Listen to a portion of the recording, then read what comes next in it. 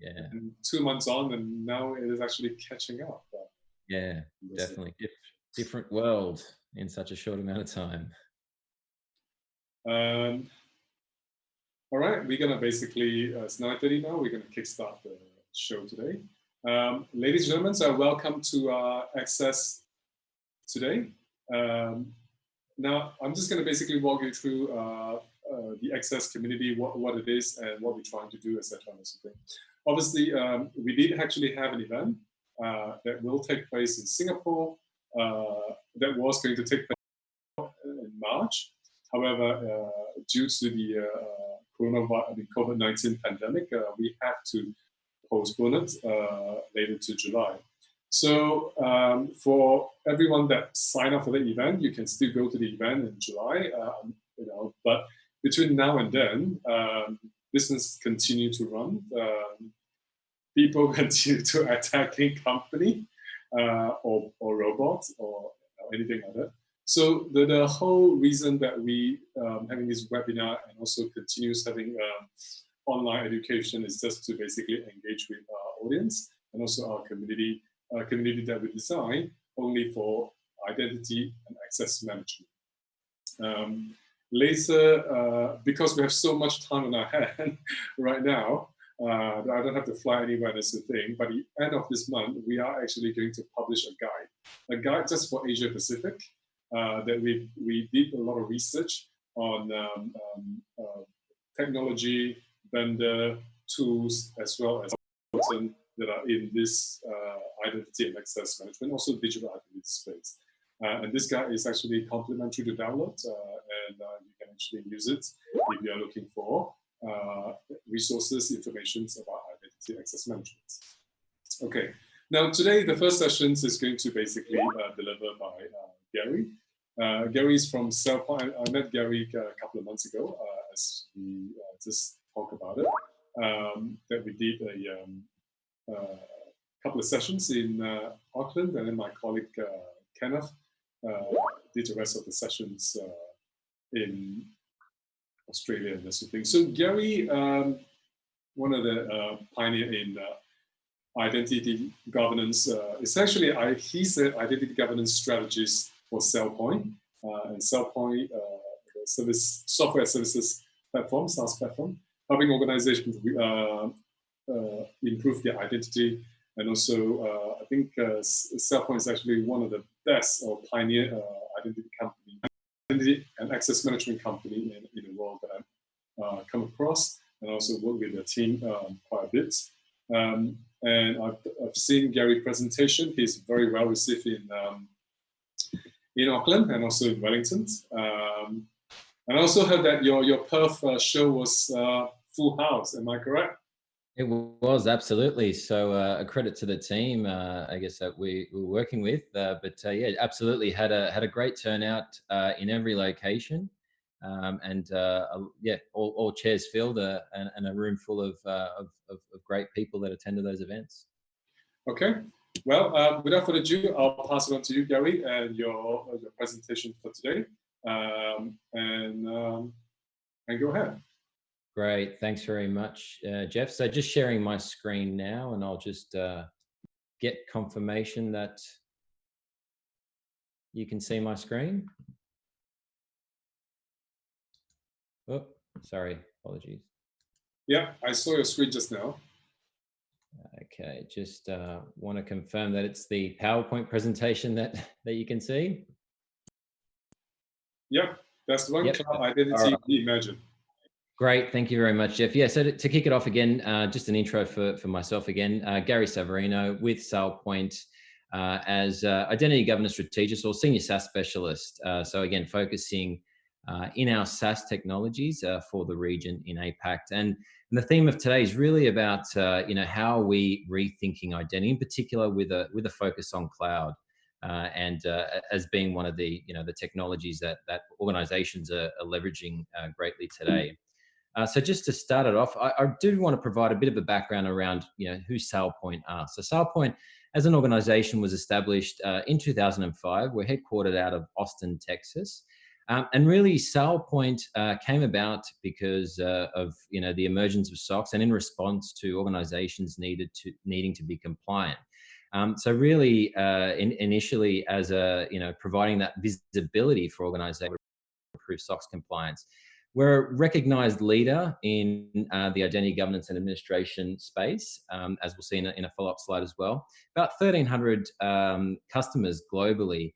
And of that customer base, we're achieving 95% customer retention rate. And that is, largely attributed to the focus that we place on ensuring that customers are able to meet their outcomes and be successful with their investments in identity governance and administration. SailPoint, for the 6th consecutive year, has been recognized by Gartner as a leader in the Magic Quadrant for Identity Governance and Administration. And that's, for this last Magic Quadrant, it took into consideration the breadth of SailPoint's capabilities. So, including what we're doing around our SaaS or software as a service capabilities, but equally also recognized in other analyst reports like Forrester Wave. So, what does SailPoint actually do? It's a, identity governance and administration, or IGA, interesting term there. And SailPoint as an organization and an organization's name, it's not always that clear to understand what we do as an organization, but essentially through the explosion of identity types in organizations today, such as full-time contingent workers, contractors, third parties, bots, IoT, there's this explosion of identity types that we need to manage access for, coupled with the proliferation of applications, not only the on-premise estate, but also SaaS and how we're adopting SaaS applications, cloud applications. So many identities across different landscapes and all with different levels of access. And just to add to that is the explosion of data repository types that we have access to. So again, no longer on-premise, but platforms like Dropbox, Box, OneDrive, where we're placing data. So when we think about that complexity, what we do is we ensure we have visibility of who has access, who should have that access, and how is that access being used as a predominant function of what we do around identity governance. But identity itself, pretty broad term, and there's many disciplines that really encompass what identity is today. And really, what I wanted to do is help sort of narrow down, what SailPoint does in that identity governance space by looking at the other disciplines. So in identity, we talk about things like access management. So organizations that provide SSO and MFA capabilities. And add to that, we've got privileged access. So having visibility and management of the privileged access estate. And where SailPoint really fits is around specifically that identity governance and administration. And it's not, it's not the SSO or the MFA, and it's not privileged access management, but that overlap is really around extending the visibility of what identity governance is into those platforms, while also enabling lifecycle tasks into those platforms as well. And the fourth discipline, kind of off to the right there, is around consumer identity and access management. And again, that's a discipline that is kind of out there on its own. So really, just a little bit of clarity around the various disciplines, especially when we talk about identity and access management. From a SailPoint perspective, we're in that identity governance and administration space. And again, just coming back to the term identity, and we think about where we are in the world today. As Jeff and I were just talking earlier, it's an interesting sort of situation we're in with the COVID-19 pandemic. And when we think about that and the severity of this situation at a global level, where does identity really come into it? But interestingly, earlier this year, the World Economic Forum released their 2020 Global Risk Report. And it actually named cyber attacks and data breaches as the 6th and 7th most serious risks facing the world today.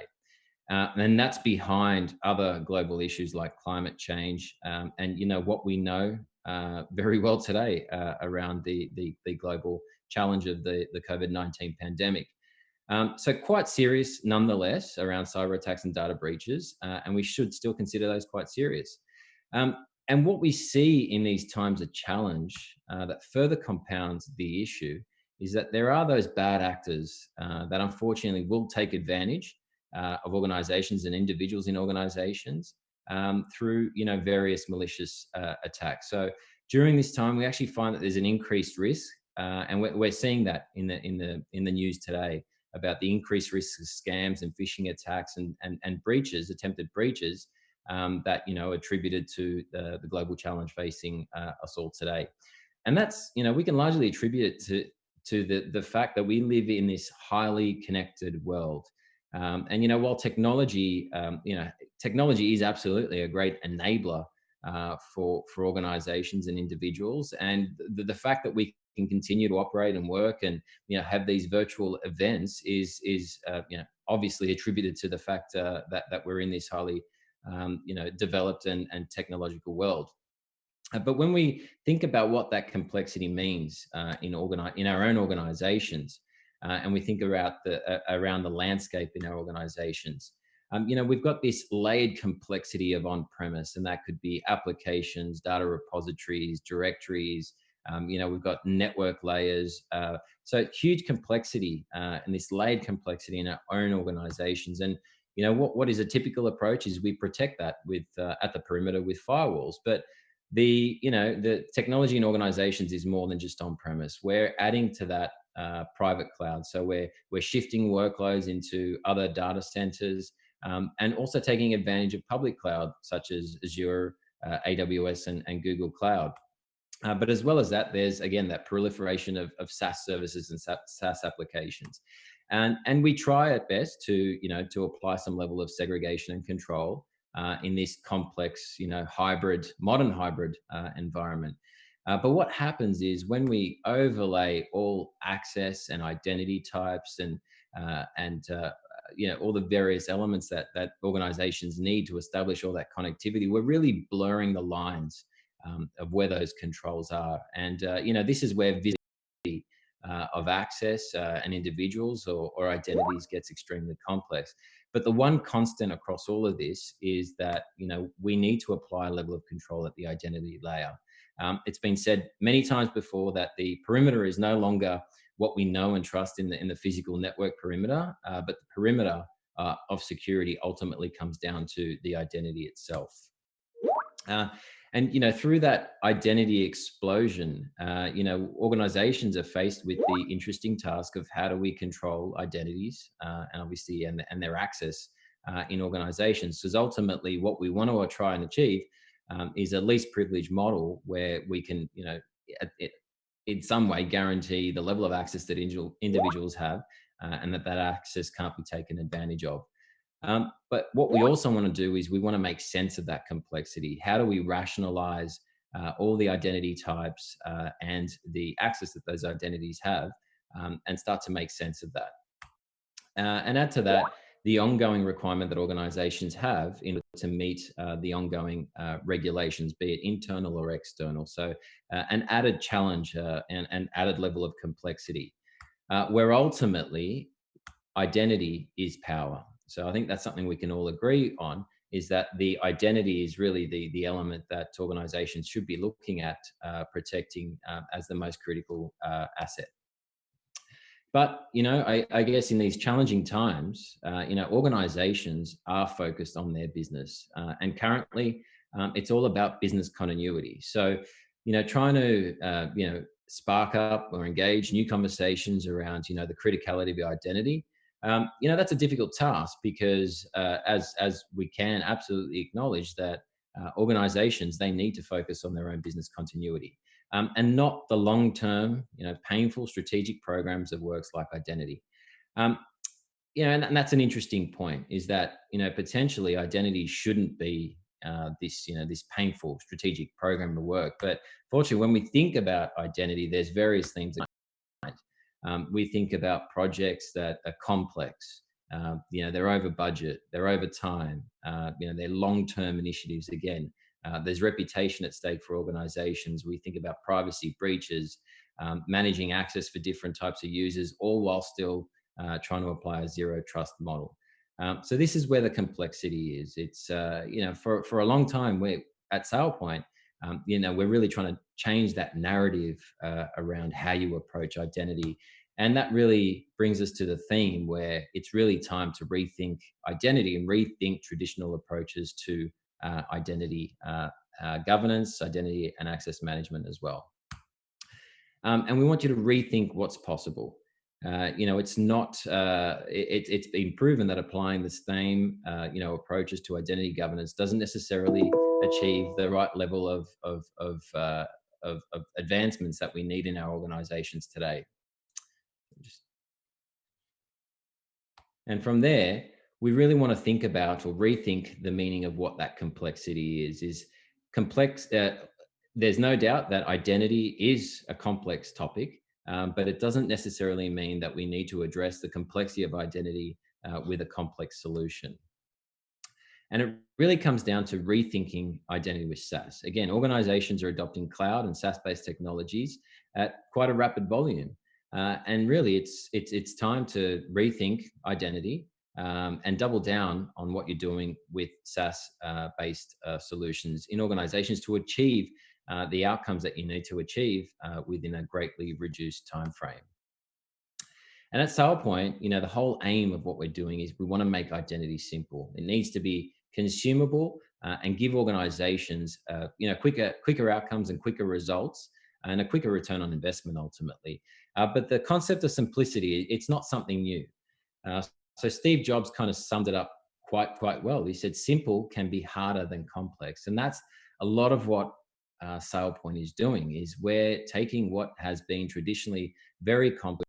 We've taken the learnings of identity and we're building it into solutions to make consumption of identity simpler. And simple, again, Steve Jobs said it, it's not a new term.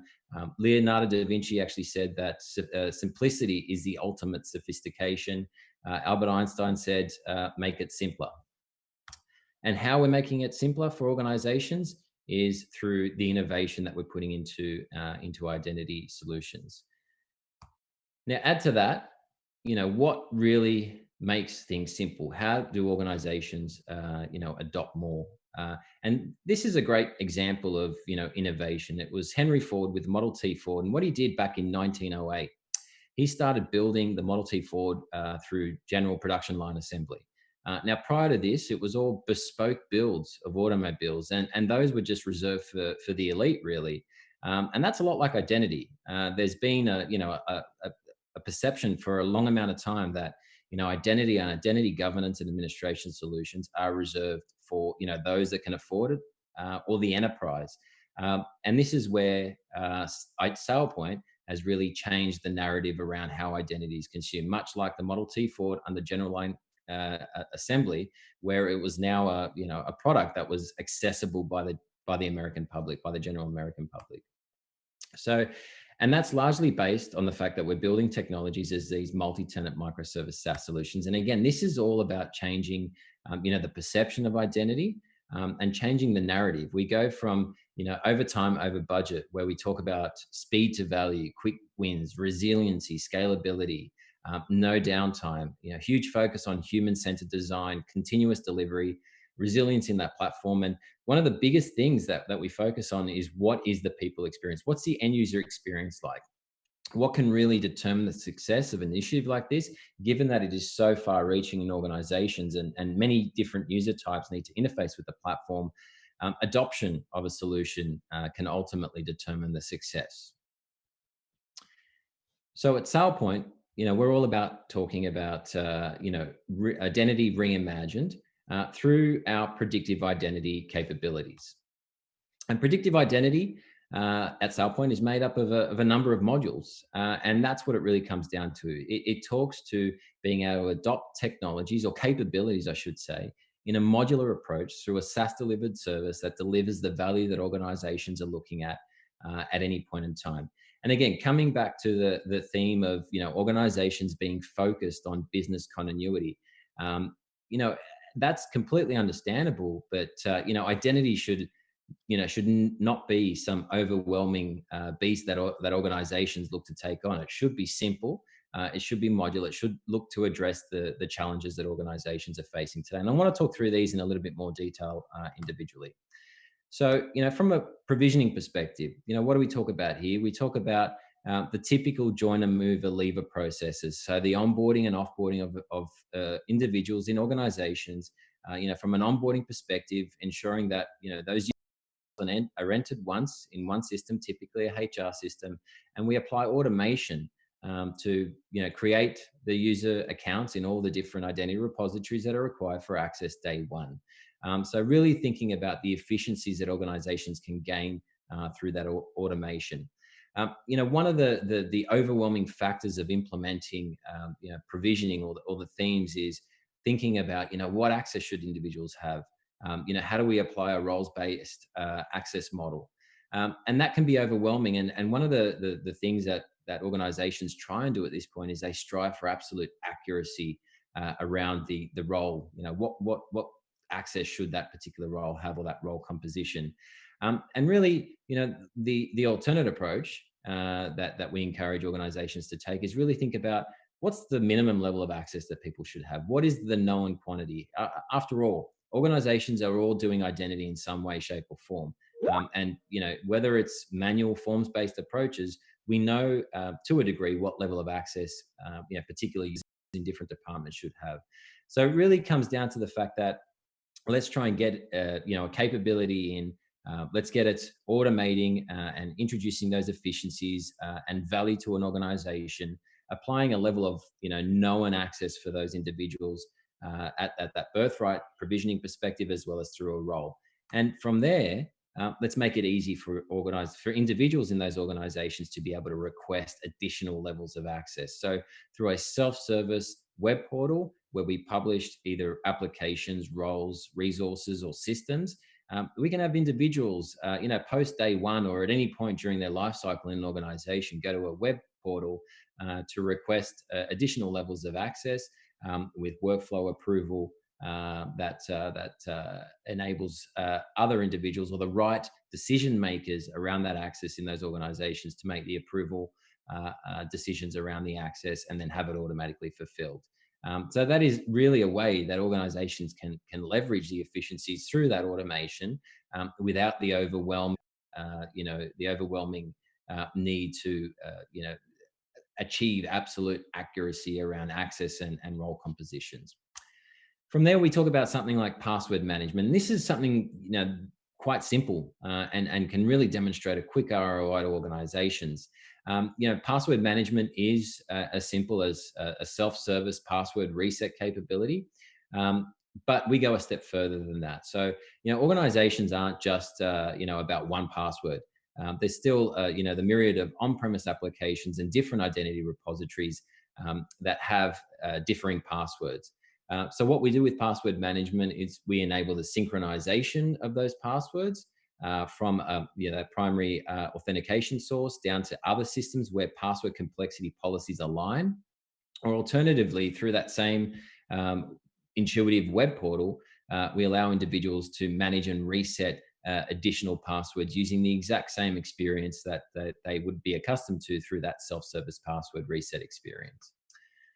From there, we talk about something, we talk about access certification. So, whether it's access certification, attestation of access, or access review, it's one and the same.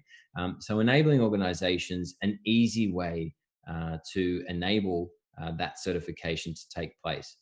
For a long time, again, it's one of those overwhelming tasks that organizations need to achieve. And it could be internal or externally driven, and or just as a best practice. But one of the most typical approaches is to have a spreadsheet-based approach to access certification, and we know that can be messy, that can be overwhelming. It doesn't lead to accuracy, and in most cases, it can be just a tick in the box around proving that compliance. And it's one of those really unpleasant experiences, I guess, or unpleasant tasks that individuals need to undertake. We've made that really simple through our solution, in particular through our SaaS-based solution, by making it easy to create certifications, but also again through that web portal, making it as simple and accessible through any internet-connected device, whether it's your phone, laptop, tablet, to just go through a form and tick boxes around whether people should have that access or make decisions around revocation of that access. So again, really taking that unpleasant experience and just making it simple. We also have a capability within the platform which is built on Elasticsearch. So it's our dynamic discovery engine, which we use for things like reporting, but as well, we use it to generate these access certification campaigns. And one of the things we really encourage so it's not overwhelming, is the creation of micro certifications. So using search, to hone in on the particular applications or entitlements that need to be certified, and distributing the workload of certification in an organization to many different individuals or the right decision makers. So whether that's manager reviews or application owner reviews or system reviews, we can create those micro certifications easily, and it becomes a less overwhelming task that individuals need to undertake. Now, the other thing we're using search for in that dynamic discovery engine is the ease of creating these separation of duties policies. So very easily through a query-based search or keyword search, we can create these separation of duty policies where we can assign violation owners and remediation advice. And again, making it easy to create and maintain these separation of duties policies. At that point, those top 5 that I've just spoken about, so provisioning, access requests, password management, certification, separation of duties, they're really the fundamentals of identity governance. And I kind of call those the foundational 5 elements. And the next layer that we talk about are really the innovative things that we're doing around identity and recognition of this, this ever increasing complex landscape that organizations need to manage. And one of those areas is around cloud governance. And this is around the fact that organizations, as they're adopting infrastructure as a service platforms like Azure, like Google Cloud, like AWS, they're not adopting just one. There's a tendency to adopt many different types of those flavors. And the challenge there is that it's no longer just about managing identities and access. It comes down to needing to manage visibility of policies. And those infrastructure as a service platforms, again, they compound and further make understanding access in those environments, more complex. So those policies, again, that are created for access in those cloud platforms, aren't about just accounts or entitlements. They're about defining all different levels of access in different systems from different sources, and building these policies that, in some cases dynamically. So what we're doing with cloud governance through a couple of capabilities in there is all about understanding the access and policy landscape within those cloud environments. So through something called our cloud access management capability, it's about understanding and applying the same level of governance that SailPoint is renowned for across those disparate cloud through a single pane of glass, but also looking at privileged workload management as well. So understanding who's interfacing with the platform from a privileged perspective. So moving on from there, and this is really starting to talk to our innovations through our AI, artificial intelligence, and machine learning capabilities. So SailPoint's been awarded a number of patents recently that really talk to predictive identity, in particular around the use of our AI and ML capabilities. So Access Insights enhances, the experience further in understanding and providing that visibility around access and entitlements. So providing data reports and visualizations around access in environments, and being able to track an individual's access over time in an organization, and further enhancing the compliance experience and the compliance output that organizations need around access information. And from there, we talk about access modeling. And this is really around, if we talk about the role mining or creation of roles. I spoke very early on when we were just talking about provisioning there around organizations striving for absolute accuracy. And organizations that have, voluminous user accounts and integrated systems and entitlements, trying to come up with a role composition is incredibly hard. Not only that, roles aren't static. As applications are onboarded and requirements change, we need capabilities that are able to automatically discover what a role composition should be like. And this is where access modeling really, takes advantage of our AI and ML capabilities, enabling organizations to understand, what a role could look like, and provide suggestions around those roles. And what we're doing that, how we're doing that, I should say, is through our peer group analysis. So again, this is AI and ML, where we're applying those technologies and applying them to things like peer group analysis. And what we're doing is we're really looking at the access DNA of all individuals in an organization and building profiles and groups, based on the strength of their relationships. And through that, we're able to use that peer group analysis to start modeling what access or roles should look like, and providing those as suggestions for organizations to apply in their organizations. And that peer group analysis then further extends to what we're doing around our recommendation engine.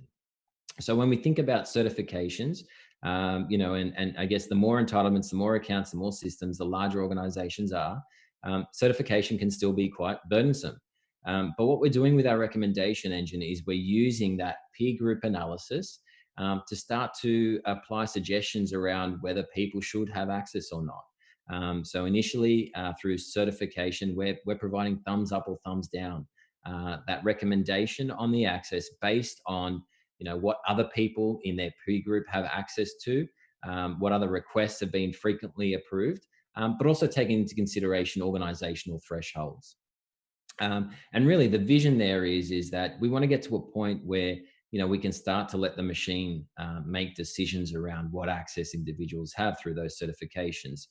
So if commonly requested applications are approved, but majority of people in the peer group have the access, then we can start to say we don't even have to bring to the forefront those automated thumbs up recommendations. We can just have those approved, and only surfacing what decisions that need to be made within those organizations. And again, this is all tracked and audited and logged, so organizations can still prove that compliance around certifications.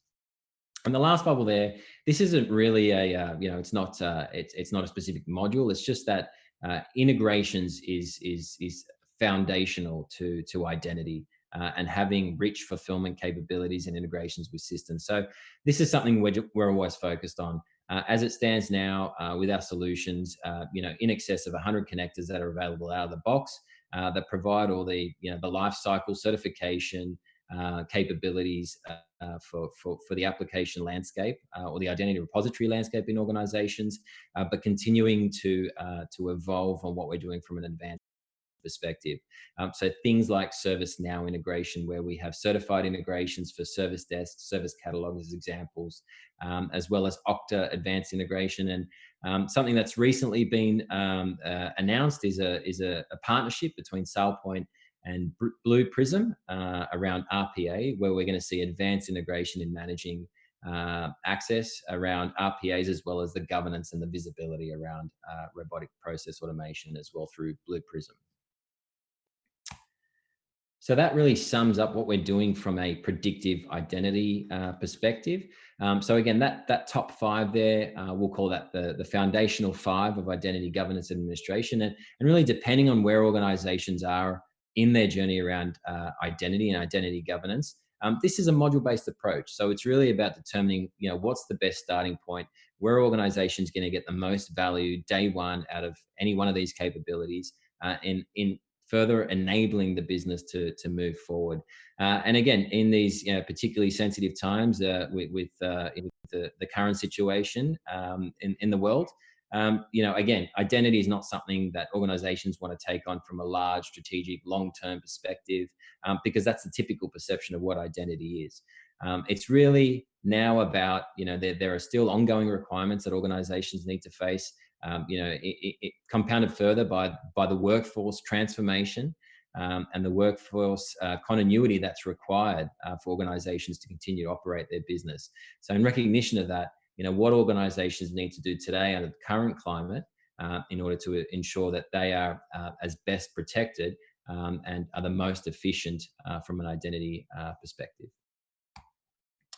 So just some benefits of, what SaaS means for organizations. So this is really from a high level, but, our platform, delivered as a multi-tenant microservice SaaS solution, is a comprehensive identity governance and administration platform. So it offers the full breadth of what identity governance is in an easy to manage package. And down from there, it is built on standards-based and best practices. So the SaaS solution, was first released back in 2013.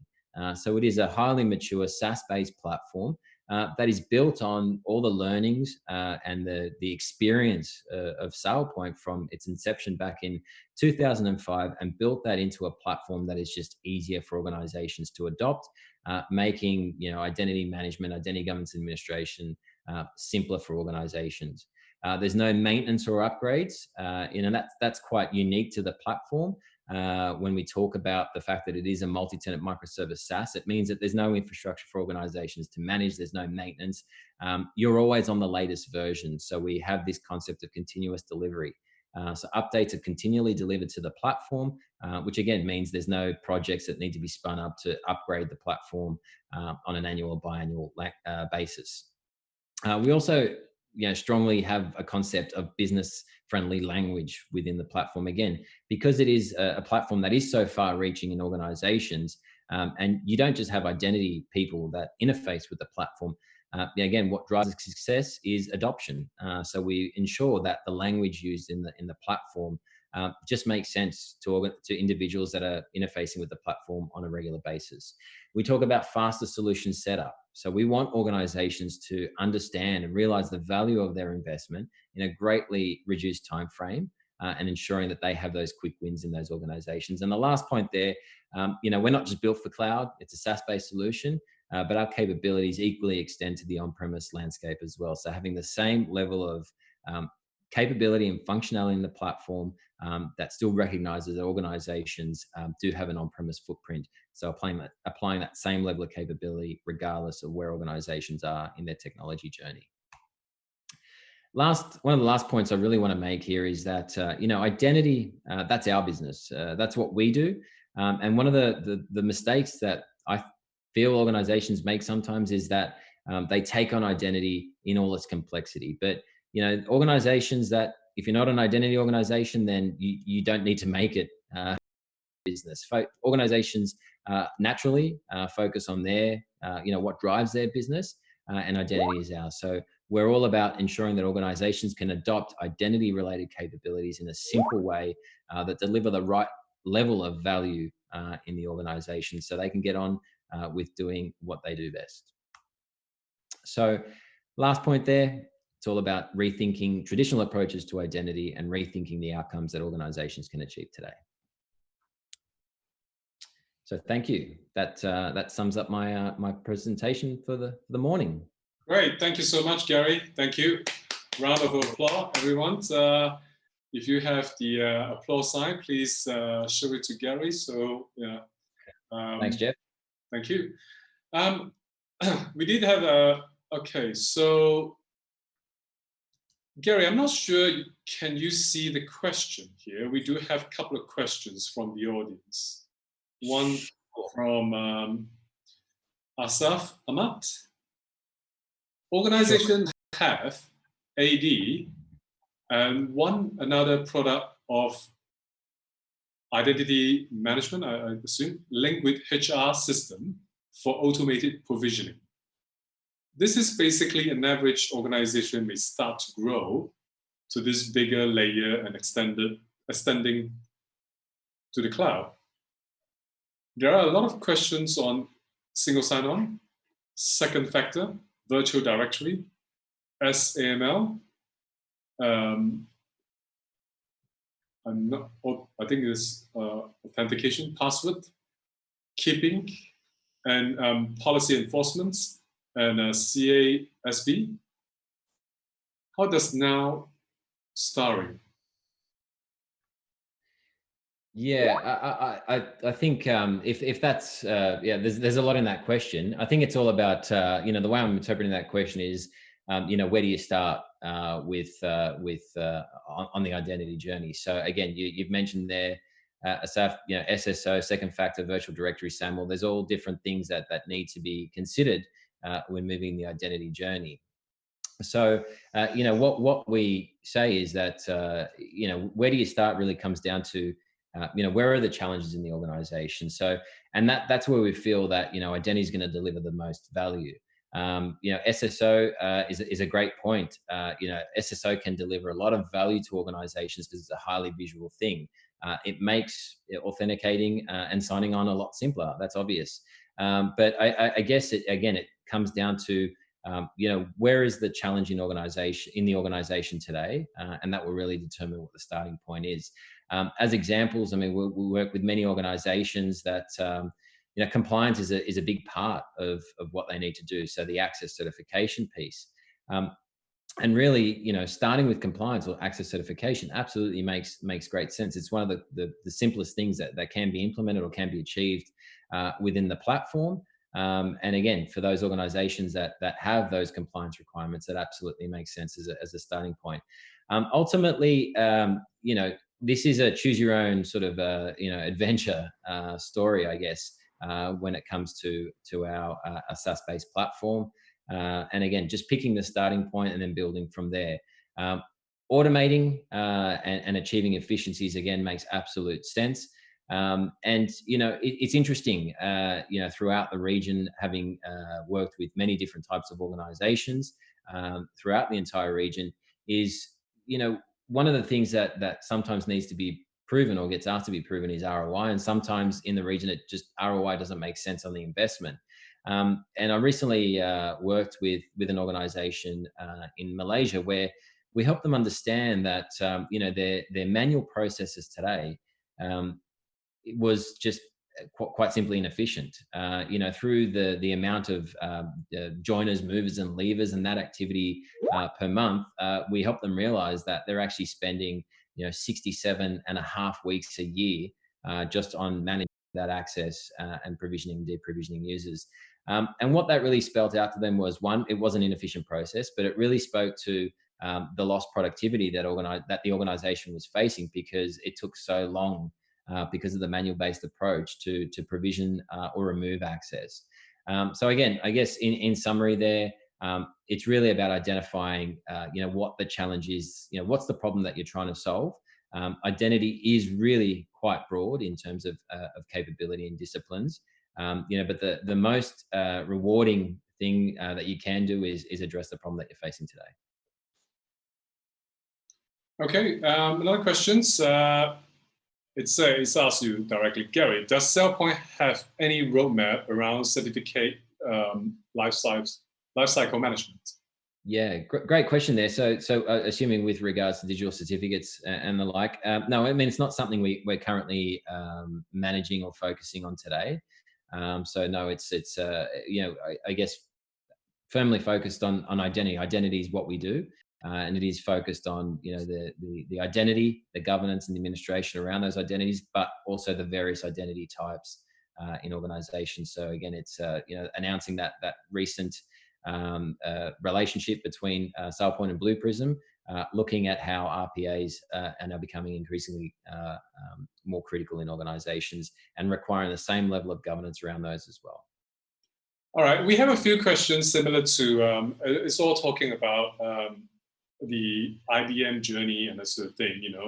Gary, I mean, I'm just going to throw in there a little bit. You mentioned a lot on access management, privilege access, identity governance, administrations, and all that stuff. If one has to start, what does it look like? How's the journey look like? And that's a great question, Jeff. And that's something we definitely get asked because, when we start engaging with organizations, naturally, they're looking at those other technologies like, SSO for access management, as well as privileged access management. And I guess, one thing about identity governance is that, it really looks to address the security requirements for the large volume of users in organizations. Privileged access, again, hugely critical in managing accounts in organizations that have higher levels of access. Those accounts typically represent 2 to 5% of identities in organizations. Whereas, when we think about things from an identity governance administration perspective, we're talking about applying security and visibility across 95 to 98% of identities. So again, where do you start? Identity governance naturally gives you the visibility across the entire landscape. And when I talk about that, that little bit of overlap into access management and into privileged access management, the overlap there is visibility and understanding, what's out there today, the accounts, their access, their entitlements. That's hugely critical.